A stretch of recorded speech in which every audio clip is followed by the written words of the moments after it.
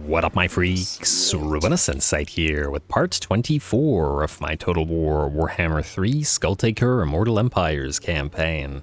So as we saw last time, the Skulltaker, the Skulltaker has arrived in Athaloran and rather quickly pretty much burned the place down. We do still have the Crags of Findal defended with a full stack and a half and the defenders therein, including the defensive garrison building, but well, Athaloran is in pretty bad shape. That said, their armies, not so much. I'm actually surprised that the Tulsan Wood Elves have so many armies up and running, considering they only have Kingsglade supporting their money. Oh, and they have another full stack here. Damn the AI, and damn the AI and its cheats, I guess. But what are you gonna do?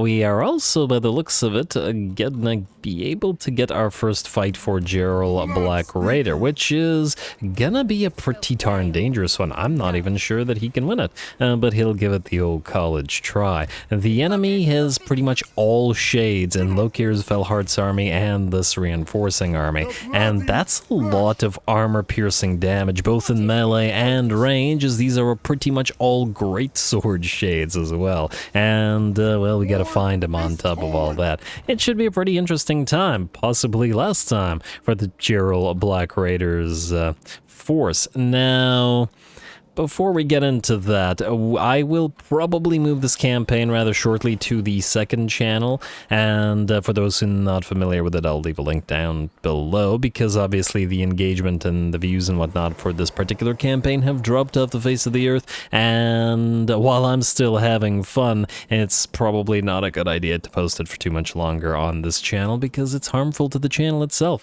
and yeah, that's going to necessitate the move. So, if you don't see any more updates from this campaign, whether it be now or whether it be a few episodes from now, they will be continuing in the other channel. So, let's get started, shall we? Let's go after Lokhir Felhart first. We're gonna go for the Crimson Beasts because Gerald Black Raider can't move, and we'll have him reinforce. Crimson Beasts are at it again, even with their Lord actually up and running now. Close defeat, casualties high. Well, it's going to be casualties high no matter what we do. The Forsaken, with their 16 melee defense, are going to have a tough time against that 43 melee attack and armor-piercing great weapons of the Shades in melee. Though they should be able to close because their speed's at 62, which, well, the enemy ain't out running at the very least. I'm excited about this one. Go.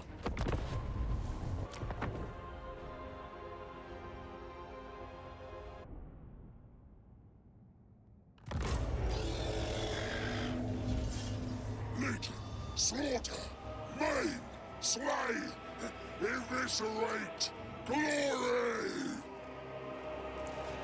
Alrighty, here we go. The Crimson Beasts at it again, and the debut battle for Gerald Black Raider. I'm gonna be very interested to see whether we can pull this off. The sheer amount of shades in the enemy army is pretty darn crazy, and let's be reasonable here, or let's be realistic, I guess. If the player had this many shades, more than a full stack of shades, there's pretty much no probably 2 or 3 armies brought by the AI that would be really of any real kind of threat to them, because they will melt anything. So let's see how this works out for us. Anyway, we waited until Gerald Black Raider arrived on the field with his Chaos Spawn and Forsaken. The Chaos Spawn themselves are the bigger winners, I would say, of all the bonus armor that we got. They're up to 58 armor. The Forsaken don't care about it nearly as much because their armor is already fairly high at base, but the Chaos Spawn do start fairly low, so if we can get them up to like 100 armor, that's going to be a pretty big difference. And I suppose the same thing is true of the Blood Beasts, which are going to head into the right flank. So this is the way we're going to do this.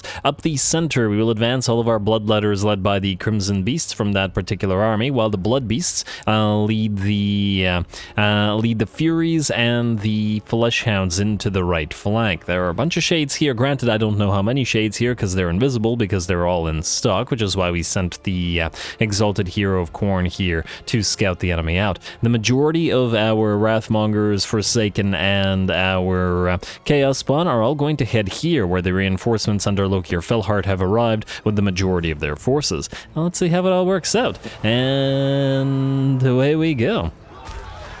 Fleshhounds obviously the first to make it into the fray, but they won't survive fighting the Shades directly, at least without help. Fortunately, help is here already as the Blood Beasts wade into the combat. I've been very much enjoying the Blood Beasts. I still very strongly feel they should add Gore Beast units with a higher number of units so that you can make stacks with Blood Beasts and Gore Beast chariots all together. So somebody, devs, please.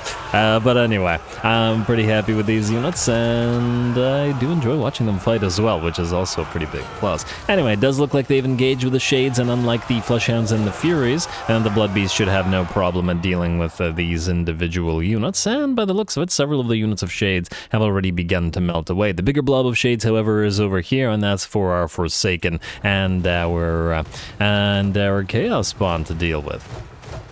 Charging on in.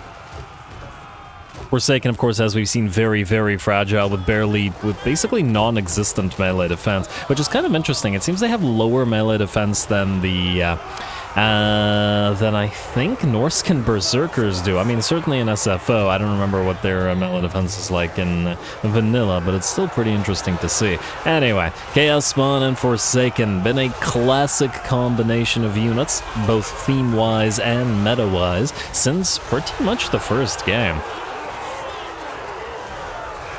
Spamming for Forsaken and Chaos Spawn had dominated the Chaos meta and multiplayer for quite a while. I mean, they're both cheap and quite effective at what they do, reasonably quick, etc., etc.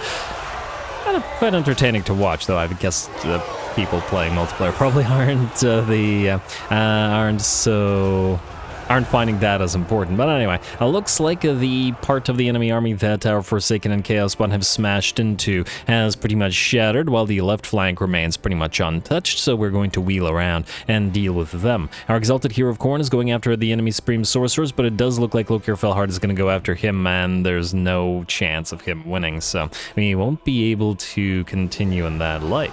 Or in that manner, I guess. The Blood Beasts have nearly cleared out the right flank completely, and now the Furies and the Fleshhounds have all been diverted essentially to chase the enemies around so that they shatter and don't just rout away while the Blood Beasts continue fighting. And the same thing, obviously, for the Chaos Spawn and the Forsaken. Might have gone a little bit too hard on the Chaos Spawn numbers here, as they do seem to be getting in each other's way a little bit. Not as much as Ogres, of course, but it's certainly something that we gotta watch out for. Lokhir's still sort of hovering overhead. His Shades are being slaughtered in droves, and he really needs to make it into the fight, which he finally does. A little bit late, in my opinion, but at least he is here. Trying to hold this last hill together with his Shades. He should still be using a lot more Blackheart Corsairs than Shades, though. I wonder why the AI decided to build nothing but Shades here, because he super buffs Blackheart Corsairs. And not that Shades are particularly weak, although under the AI they clearly have problems, as the AI here at least was not really able to leverage the fact that they have massive numbers of range units and more or less allowed them to mostly get engaged. Hey, there's one of our heroes. We're fighting the Chaos, but I like this view from up on top of the hill. Quite nice. By the looks of it, the enemy army is pretty much destroyed. And just a couple more seconds, gotta wait for that weird movement the units all start. When they all start shattering at once.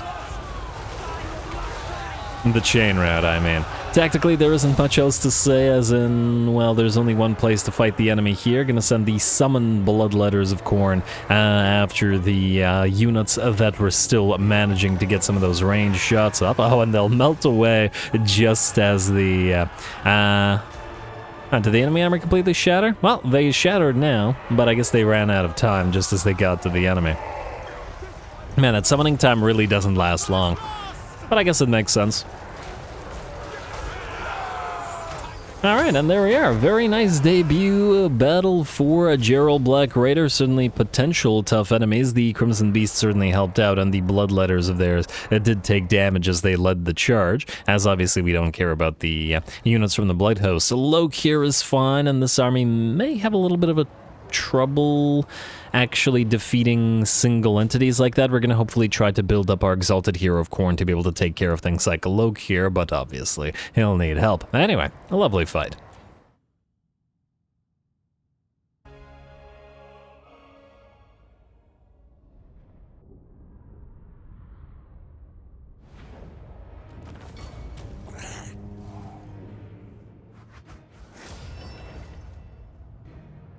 Alright, there we go. To be honest, that went considerably better than I thought that it was going to go. And ooh, 230 kills and 19k damage on the spawn of Khorne, who also did quite a bit better than I had been expecting.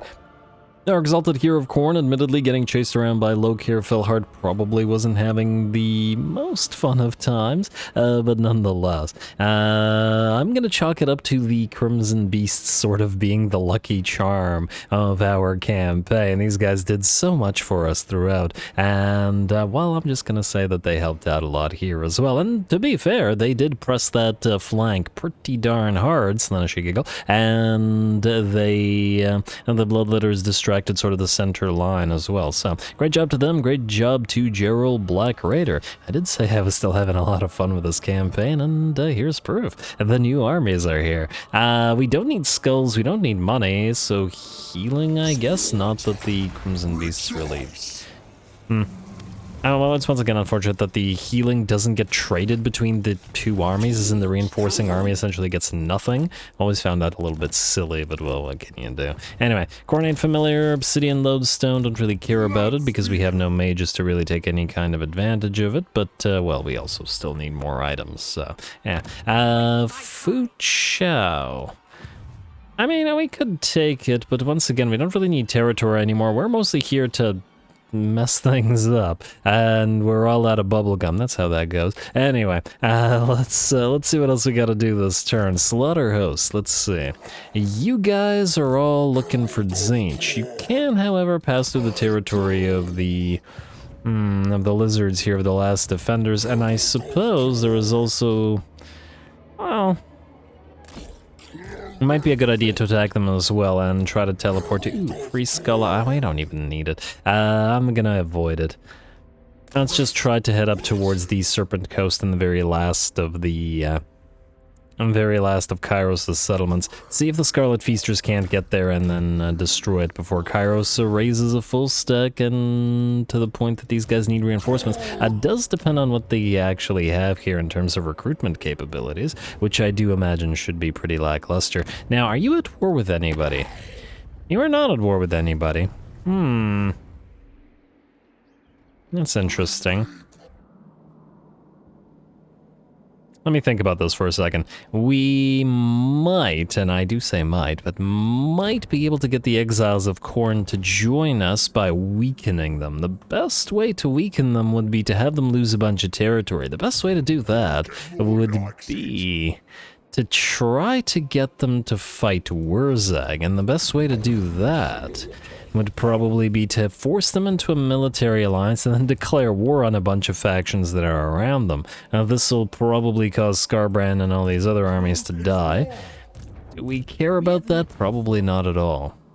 On the other hand, rather than vassalizing him, the other option would be to end the campaign by taking Skarbrand's skull, after obviously we get the skull of Kugath. Actually, speaking of Kugath, we'll send the Scarlet Feasters after the Serpent Coast, assuming that they can be victorious there, down to the Dragon Isles, or up to the Dragon Isles, in the hope of finding Kugath. I see that Vampiric Corruption is still up there, but so is the Nurglite Corruption, so yeah. Ooh, looks like the Vamps are doing fairly well here. Not all the way up into the Mountains of Morn, and certainly not into the Darklands proper, but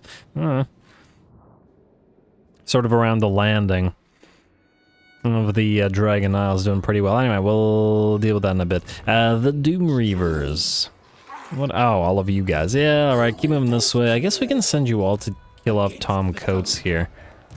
I'm gonna assume that nobody else can reach you. Not that it really matters, but we do need to keep an eye on Orion and all of these Wood Elf armies that are a little bit too late to help Ulthuan, let's say. Let's move you all here. Doom Feasters and Doom Reavers. Doom Feasters, Doom Reavers. and the other Crimson Beasts, or the other Crimson Beasts, because we also have the Crimson Beast leading Crimson Beasts in the form of the Blood Beast. It'd probably be a good Slaughter Brute heavy army. I was gonna get some Slaughter Brutes for Skyla, but maybe I'm wrong, because he doesn't actually buff them. Maybe we could just pump out the Blood Beasts and Gore Beast chariots for him? I don't know, I'll think about it. We'll see what we can do there. Volnir Dahl, you're still looking pretty good. I think we could just freely take Cleric Spire now that we destroyed the main armies of Katep. You can go for Chimerica Spire as well. And since we need neither skull nor money, you can just probably occupy it. Occupy, please. Whatever. Doesn't really matter. Chimerica Spire, you got the Skull Harvester. I guess you can keep that. For the Jugger Plant and the Exalted Hero. Yeah, sure. Go for it. Let's delete that. You, Volnir Dell, are gonna grab Cleric Spire. 41k. Yeah, we have 236k. I mean, sure, we could keep gaining money, but it's not super necessary at this point. At least not until it, well, becomes necessary. So let's occupy the place. And you got a potion of healing. We'll keep it on him for now. I'm not so sure. We've only got, what, 2 of them? And I'm not so sure that I don't want to instead transfer them to our legendary heroes, because, well, we don't have enough items to give to everybody. And gotta prioritize the best stuff for the most legendary characters, right? Right, Ruinous. You're always right. Anyway, the Terror Masters. You were supposed to move to the Twisted Glade. I'm willing to bet you won't be able to land here, though, or at the very least. What you could do is move out here and try to bait Ben Floater into attacking you. In fact, speaking of trying to bait... Okay, I want you to move away slightly so that you don't get attacked by a Dastang Cold. Okay, actually. Move here. The movement has always been very weird. You could move up to Clarkaron and attack Shakara, or we could pop you into ambush stance. How far can we move you? Wait. Go here. I know they'll suffer attrition, but what can you do? And let's do this. See if we can't force something here. And I do want to keep them together so that if possible, we can auto-resolve, because, well, I don't imagine that these guys are going to be strong enough to deal with 2 Blood Hosts. Scarlet Reavers, who are you again? Which one are you? Oh, you're this one. You're the one moving close to Zlatlan. We were looking to declare war upon the, upon these guys. Start taking their territory. Well, still kind of on the fence about whether to actually kill off Scarbrand or not. Not a big deal. I think we'll okay, you know what? If we fail to confederate him, then we could just kill him. That makes sense. Yes, good. Alright, so here's what we'll do then. Camray, we're gonna pop you into military alliance stance, gonna get a military alliance going with you, then, just to screw you over a little bit, we're going to declare war on Wurzag. Like so. Sorry, Wurzag. Huh. And a 69, it's actually not so bad. Oh, he's moving towards the Sentinels? Oh, I don't like that. No. That's our Black Pyramid. Declare war on the Bloody Hands. Yes. No. Huh. Oh, so we did get that nerf for Skulltaker in the last patch, like yesterday or whatever. I'm curious, did that do anything for our ability to recruit Medusa? Still no. Why can't we recruit Medusa? This bothers me so much. It bothers me because it's the one unit I really wanted. Well, Medusa and Bloodrat Cauldrons. The one unit I frickin' wanted from this faction. We left them all this territory. Granted, we don't need the territory, but it's the principle of the thing. We let them live, damn it. All for those Medusa, because they'd fit nicely with several of our armies, and I don't know, man.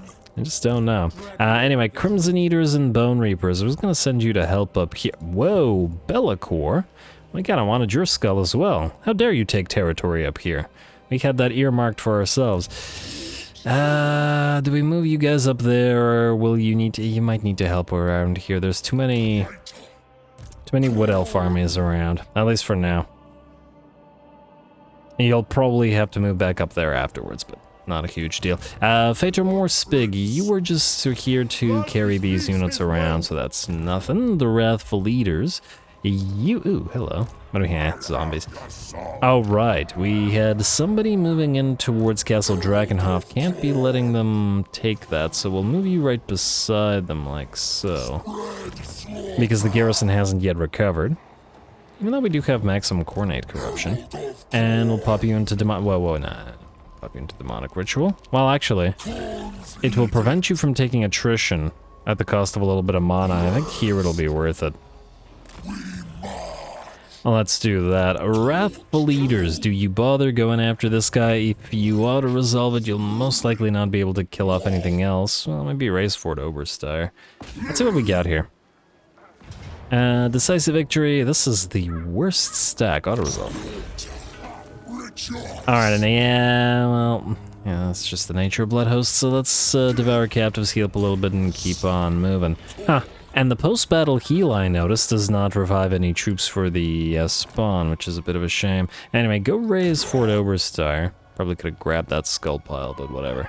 Just want to create a bunch of ruins around our territory. Sorry, spawn, but I'm not willing to waste time with the small battles now. And skulls for the Skull Throne.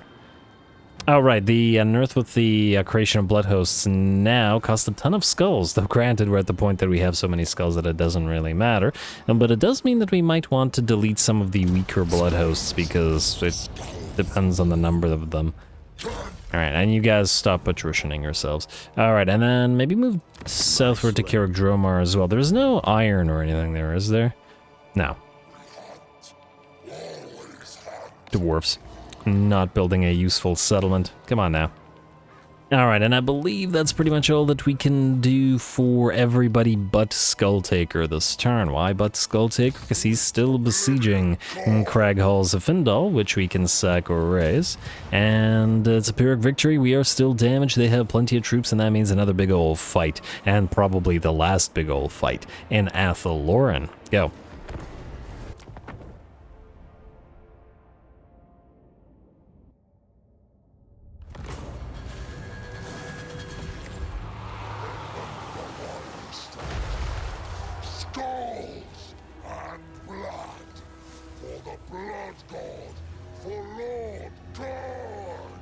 Alright, gotta try to actually get to those blood and skulls behind the enemy walls and platforms and fortifications. And generally speaking, so we gotta knock down that platform as the first order of business, and we'll send all of our fast-moving Blood Reapers as well as our Hellforged Bellowers towards it in the hopes of knocking it down reasonably quick.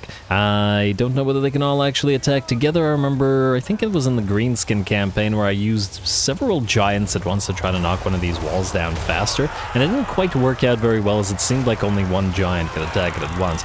Doesn't seem to be a problem for these guys, and ooh, I like the way that the motorcycles cleared the way for Skulltaker, though we will have to get stopped by the Treekin and actually start fighting them. And of course, that was only to clear the way for the Bloodletters to advance. They will now start spreading out through the enemy settlement. We got 4 Bloodletters who will advance together with Skulltaker and his heroes up the sort of main thoroughfare into the enemy settlement. 2 will peel away to sort of flank the blob of units here, and then we've got our 2 units of Blood Crushers and, what, 5 or 6 units led by the exalted hero of Bloodletters, who will try to smash into all of these guys. Of course, we'll try to keep our Blood Crushers running around and dishing out damage and generally stopping enemy range units from firing.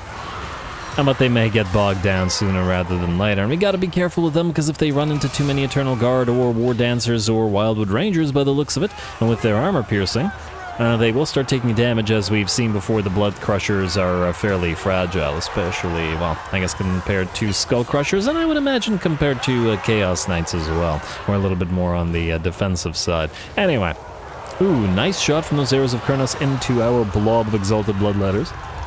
I guess most of our Bloodletters are Exalted Bloodletters at this point, to be fair. And the enemy is still holding them back, but, well, we continue to advance towards that capture point. We will now start separating all of our motorcycles out into sort of different blobs of enemy units, just so that they can keep as many enemy units sort of not firing as possible. Bloodletters will head towards the enemy. Unfortunately, things like the Way Watchers will fire back into them, so we are liable to take a fair bit of damage as we do. Blood Crushers, unfortunately, are stuck on the Glade Guard here, or not the Glade Guard, the Eternal Guard, and have lost about half of their HP, which is quite dangerous. Their numbers are still okay, but, well, they are pretty severely damaged and will start losing units at any moment. War Dancers with Azrae Spears in a fight with the regular Bloodletters here. Still gonna keep these regular Bloodletters around until we get either a couple more Skull Cannons or a couple more Blood Crushers. Whichever comes first, or whichever point allows Skulltaker to sort of sit there for a turn or two. Well, let's face it, Skulltaker's been essentially on the move since the beginning of the campaign. Anyway, the Blood Crushers are very, very heavily damaged, now down to half of their number, less than half of their number, and only about 20% of their HP, so we're going to have to try to rush them through the Eternal Guard. The anti-large of the Eternal Guard is working against the fragile Demon Cav, I guess. And the other unit of Blood Crushers is still relatively okay, here fighting a unit of Branch Wraith, or the Dryads, rather. The unit of Branch Wraiths, well, as long as it's only a single unit. But anyway, a unit of Dryads who moved in to protect the range units. But by the looks of it, the Dryads are not going to be enough of a threat to the Blood Crushers to dish out as much damage to them as the Eternal Guard did. Skulltaker continues attempting to advance here, having trapped the enemy Lord and is attacking him. And plenty more Eternal Guard and range units in the way, while our motorcycles continue distracting as many of them as possible, and since the enemy army is so infantry heavy, probably racking up a fairly decent amount of kills, or number of kills. Very nice, very nice. Bounce power's at about 70% in our favor at this point. The enemy Lord has, by the looks of it, flown or been killed, I'm not entirely sure. But Skulltaker's doing good work in the midst of all of this. Our other units of Exalted Bloodletters attempting to advance sort of around, moving through the area of the platform, especially as one of the units that was moving up here before has gotten severely damaged. And, I remember these guys being here. Interesting. 7 units left on the Heralds of Khorne's Fury. This might be... Oh no, the little Skulltakers were always this damage, so this is normal. I'm not sure that these guys are supposed to be here in the terms of whether it's a desync or not, but I suppose it doesn't really matter. And once again, you can now play really dangerously, which is fantastic, since, well, we know that all of our units will fully recover, as long as they don't shatter and melt away. Even if they have only like 10 units remaining, every single unit will be full HP after the end of the battle. So we're free to rush the enemy with Bloodletters. We don't have to sort of soften up the enemy targets with Skulltaker and the single entities. We can just freely use them to tie up enemies while the Bloodletters and just advance from the very beginning. Anyway, just a few more melee troops to hack our way through at this point. I don't imagine the enemy settlement will hold for too much longer. And you gotta admit, the Wood Elves have been giving us some great fights. Definitely have to enjoy them while we can. There we go, looks like that unit is pretty much cleared. The Eternal Guard are booking it. The enemy are still in the fight, though. I imagine not for too much longer. Let's check up on the other side of units. Yeah, these guys are pretty heavily beat up as well, huh? Odd that this unit is still running around, and the Exalted here was trapped. I don't know if this actually happened, but I suppose whether it's a desync or not doesn't matter. Because by the looks of it, we should be winning anyway. As in, we should be winning the desync. Alright, looks like he's stuck, but not to worry, units are moving in to help, and Skulltaker is probably still hunting units, although, wow, damn, look at the damage on some of our units. 2 units of Bloodletters are down to a sliver of HP now. But they can still keep working. This is their 9 to 5.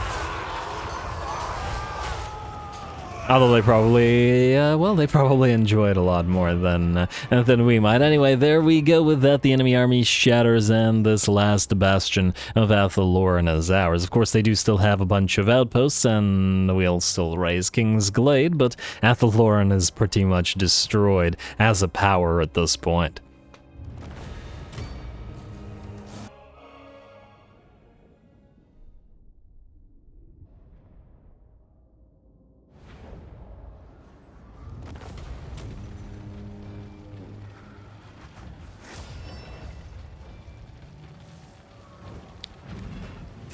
Alrighty, there we go. Very nice. Gotta love advancing into these sort of battles with Skulltaker's current army, especially because his bloodletters are very vulnerable to range fire, and every single battle in these Athalloran battles is essentially a race against the clock. Can they kill us with arrows before we hack them all apart? And I know that sounds like every battle, but in this particular case, we're slow, we're vulnerable to range fire, etc, etc, etc. The Skulltaker had a lot easier time back when he had Skylar around to force the enemy into rampage, when he had Khorne and all of those doggos to run the enemy down, and well, it's more fun when he has to work for his victories, and I'm sure he'd say the same. Anyway, it looks like at 16k damage, they didn't win in kills, but they did win in damage, and it's the little Skulltakers. As for damage, or as for kill-wise, at 244, it's the Blood Drinkers. Well done to both of you. Kind of interesting that the regular Exalted Bloodletters all pretty much beat the Blood-Forged Host Exalted, or well, a Regiment of Renown, that's the one. Great kill work on the Blood Reapers as well, and they were serving that purpose of keeping as many of those range units not firing as they possibly could. Anyway, that's another big old leafy town gone. We're gonna I mean, I guess we'll just skulls it. It doesn't really matter what we do. Skulls it. Mostly so that we can immediately raise it, and then we will hunt down Yarok, like so. And auto-resolve that as well, and offers tribute.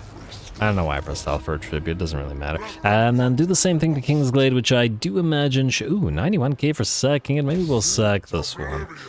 Let's see. Auto-resolve, yeah, obviously not worth fighting. Auto-resolve and sack, and then, yeah, you know what, maybe next turn we'll raise a Blood Host here. Another one. We will want to raise it anyway, but I did want that cash. And that's another movement re-upping for Skulltaker. Now, Athalloran is pretty much done. We could move out here to Castle Carcassonne. We can't teleport right now anyway. We could also move to Belagar Ironhammer. Oh, Belagar, what is this? This is basic dwarf warriors. I mean, we could do it just to sort of raise or sack Karakazor. Maybe. Madriel destroyed. I could also attack this army, and that'll allow us to bounce a little bit further, but it won't be enough to move anyway. So, yeah. The other option would be to ignore that, and to allow him to teleport this next turn. Now, where do we have our teleportations available? We do have the Brass Keep as an option. You know what, I kind of like that better, just to take Festus's defeat trait, and look at all those Chaos Warriors and Chosen and stuff. It's a nice fight if Festus doesn't leave the place, so I think we'll do that. Let's go for, where are we here? Instantly teleports your faction leader to the settlement. Let's start with this one. Then we've declared war on the Bloody Hands. How are we doing here? Minus 30. All right. We might want another couple of war declarations while we're there. Let's do the Last Defenders. Declare war. Keep weakening Scarbrand. We could do Karakazorn as well. I don't necessarily want Scarbrand to lose all of his territory, but By the ancestors, you've got at the same time, it's not like we care about that territory all that much. All right, how are you looking now, Scarby? Minus 18. All right, getting there. We could do the Iron Claw Works. Is that a little bit too much? Because then Scarby will get pressed from all sides, and by the time we get here, it's not like we have armies down here. That's the problem. Granted, we could teleport Skulltaker to the Black Pyramid of Nagash. Did we do that right now? Yeah, but then by killing off Wurzag, the problem will be... Well, I mean, actually, we could still teleport to Wurzag at any time we wanted to, using the teleportation ability rather than the... Yeah. Alright, leave it as it is. We might do a few war declarations possibly over the next turn or so, but we'll see. Just to double check, you can't land at Nawantel, can you? I mean, even if you can, you can't, yeah, you can't reach it. Alright, that's alright. That's alright. Now, Skulltaker gonna move to the edge of whatever place you can get to... Oh. Yeah, we'll leave the Gorehounds to raise or get another Blood Hose going. And I don't think these guys are going to attack you, but just in case they're willing, let's march Stancy here, who knows. They might give it a shot. I sincerely doubt it, but who knows, they might think Skulltaker's in march stance, so it's a possibility. What do we have here before we turn some... Oh, right. We could re-up the movement, but I don't think it's worth it just to go after Quinel or just to go after this little trash army. So, allure non-moved and assign skill points. Cult upgrade we're doing right now. Outpost available with Exiles of Khorne. Not necessary. And end the turn. Alright, we obviously won't have time to fight another battle if another enemy army should choose to attack us here. Ooh. Oh, I wasn't expecting that. Ooh, 2 stacks attacking Arbol, Pyrrhic Victory. Oh, I like this. I like this very much, and I hope you guys will like it too, but you'll hopefully like it next episode, because we're going to have to save it. Yeah, all our chosen action for them are Soul Grinders, Arbol himself, etc., etc. Should be a fun fight. We'll start the next episode off with that, and we'll see where the end turn takes us. Stay tuned for more Skulltaker for at least a little while longer, at least a while we're still checking the new stuff out. All glory to the algorithm. Likes and comments below will determine the length of the campaign, and thanks for watching.